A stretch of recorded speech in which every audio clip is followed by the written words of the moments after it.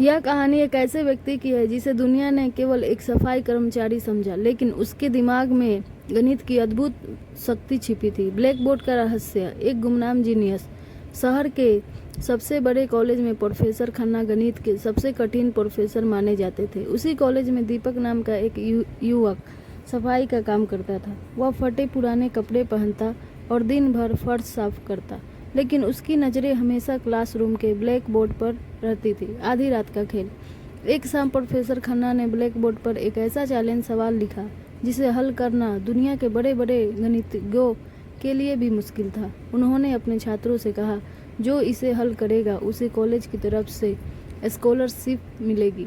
रात के अंधेरे में जब सब चले गए, दीपक झाड़ू लगाते हुए उस बोर्ड के पास पहुंचा। उसने डस्टर से अपना पसीना पोंछा और हाथ में चौक उठा लिया। उसके दिमाग में अंक बिजली की तरह दौड़ रहे थे। 3 मिनट का चमत्कार।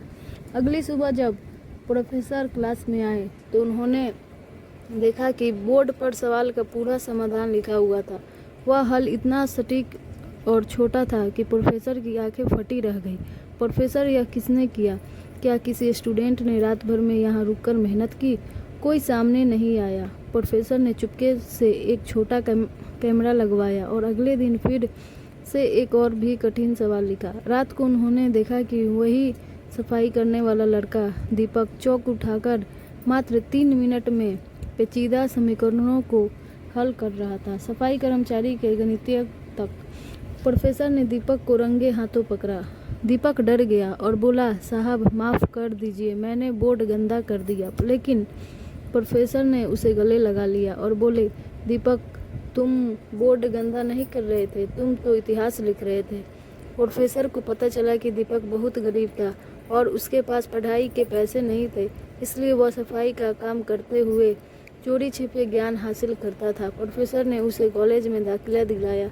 जल्द ही वह गरीब लड़का अपनी बुद्धिमानी के कारण पूरी दुनिया में जीनियस के नाम से मशहूर हो गया। प्रतिभा गरीबी या काम की मोहताज नहीं होती। एक सफाई करने वाला भी जीनियस बन सकता है, बस उसके अंदर सीखने की आग होनी चाहिए।